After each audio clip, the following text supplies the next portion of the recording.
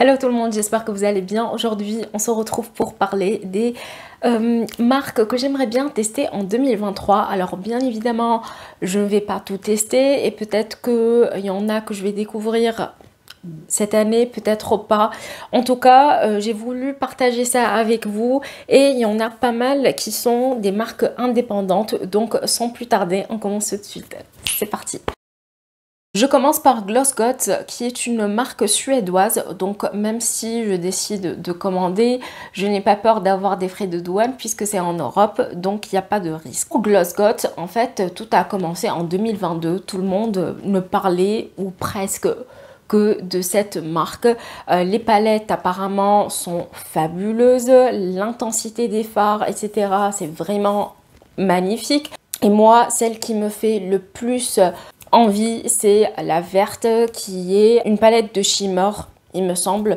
Donc il n'y a que des fards irisés, peut-être un petit peu plus pailletés, etc. C'est celle qui me donne le plus envie. Les autres pareil, pour une première fois on va dire, je vais prendre qu'une seule palette histoire de voir ce que ça donne sur moi, si j'aime ou pas la texture des fards, et après on verra par la suite. Encore une fois, une marque à découvrir en 2023.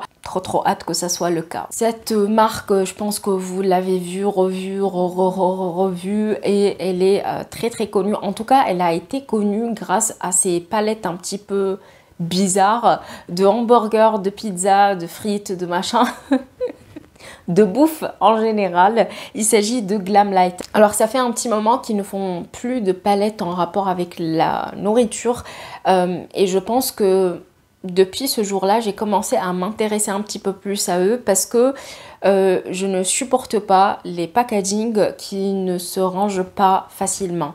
J'ai un petit espace, donc forcément, je ne vais pas mettre en déco, par exemple, une palette hamburger, pizza, tacos, etc.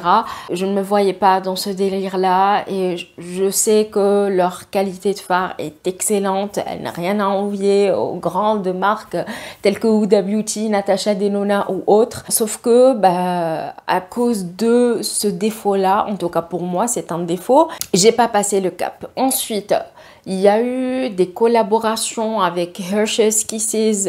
J'adore ce chocolat-là, d'ailleurs, entre parenthèses. Il y a eu aussi une collection en collaboration avec Kellogg's, la palette de céréales et tout qui est bleue, magnifique. Il y a aussi des fards neutres à l'intérieur. Donc, finalement, je me suis dit, Glamlite est en train de changer ses packaging, donc why not, hein? On va essayer de découvrir un petit peu plus cette marque en 2023 et peut-être que ça va être une agréable surprise. Pour les produits capillaires, il y a Gisou qui a débarqué chez Sephora en 2022, il me semble. En fait, c'est une marque qui fait des produits capillaires, donc pour les cheveux, tout ce qui est huile, shampoing, masque. Moi, je suis intéressée pour tester deux produits d'abord, l'huile et le masque, histoire de voir ce que ça donne sur moi, si mes cheveux les supportent bien ou pas.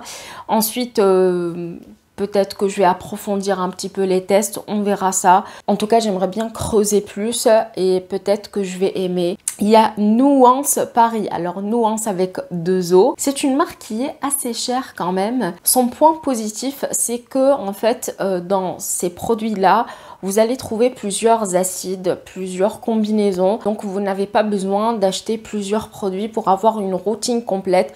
Vous pouvez avoir deux produits et ça va remplacer 7 par exemple. Vous voyez ce que je veux dire? Donc c'est cher à l'achat, mais finalement c'est bourré d'actifs, d'acides et donc vous allez avoir votre argent en retour, quoi. Ça sera rentable. Alors côté efficacité, je ne sais pas. Il y a la chaîne By Rayo de Audrey qui n'arrête pas d'en parler. Apparemment, c'est miraculeux. Donc, ça m'a un petit peu titillé, j'avoue. On passe au parfum, bien sûr. Bien sûr, on va parler de parfum, n'est-ce pas? Alors, il y a beaucoup de marques que j'aimerais tester en 2023, mais je vais en citer qu'une seule. C'est Francis Kurkdjian. Oui, je sais, c'est un peu difficile de le prononcer. C'est un parfumeur qui est hyper connu. Il fait des parfum de malade. En tout cas, le plus connu, c'est le Baccarat rouge. Il est dans ma wishlist depuis un bail. J'ai pas encore osé le prendre parce qu'en fait, ça coûte cher. Déjà, un tout petit flacon et peut-être ça va jusqu'à 200 balles. Donc, ça fait un peu mal, j'avoue, surtout que je ne peux pas les sentir en magasin. On va finir cette vidéo avec deux marques de make-up. Je commence par Clionadh Cosmetics. Clionadh Cosmetics, je l'ai découverte grâce à Angelica Nyqvist.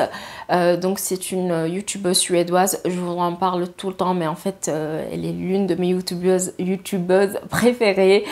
Donc forcément, quand je parle de quelqu'un, c'est qu'il a un truc exceptionnel, n'est-ce pas? En fait, elle en parle des fois.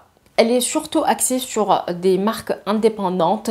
Unearthly Cosmetics, par exemple, dont je vais parler tout à l'heure. Et je trouve ça bien parce qu'on voit de grandes marques telles que Huda Beauty, qui d'autres, il y a la marque Sephora, Laura Mercier, Tarte, Too Faced, etc. Et les marques indépendantes, les petites entreprises, on les voit pas sur toutes les chaînes et je trouve ça dommage parce que des fois, il y a des pépites. La marque, elle est connue pour ça, pour ses fards mono. Donc, vous achetez une palette et vous créez votre petit mélange. J'aimerais bien découvrir ces fards parce qu'ils ont l'air juste magnifiques, extraordinaires. Mais vraiment, les reflets et tout, waouh, à chaque fois que je vois les swatchs, je me dis ah non, non, non, non, mais ça va faire une autre palette dans ma collection. J'ai pas besoin de ça, mais j'aime ça, voilà. Écoutez, et je sais qu'il y en a parmi vous qui sont comme moi, hein. No judgment. Allez, on passe à la dernière marque qui est Unearthly Cosmetics. C'est une marque indépendante. Il y a les palettes qui m'intéressent beaucoup chez eux. Oui, bien sûr. Les fards ont l'air juste magnifiques, pigmentés de malade. Vraiment, c'est waouh, ça envoie du lourd encore une fois et moi ça me donne envie. Je vais vous mettre quelques photos histoire d'avoir une petite image en tête. Mais hier, je suis allée voir sur leur site, j'avais envie de tout prendre. Est-ce que c'est normal? Non, c'est pas normal, non? Non? Mais écoutez, c'est un bon signe, un bon mauvais signe, ça sent le craquage. Voilà, écoutez, j'espère que cette vidéo vous aura plu, vous aura diverti. En tout cas, moi, ça m'a fait plaisir de la tourner. Et dites-moi si vous avez d'autres marques à tester en 2023. Je vous lirai avec grand plaisir. Et puis, bah, écoutez, je vous dis à la prochaine. Et en attendant, prenez soin de vous. Ciao, ciao!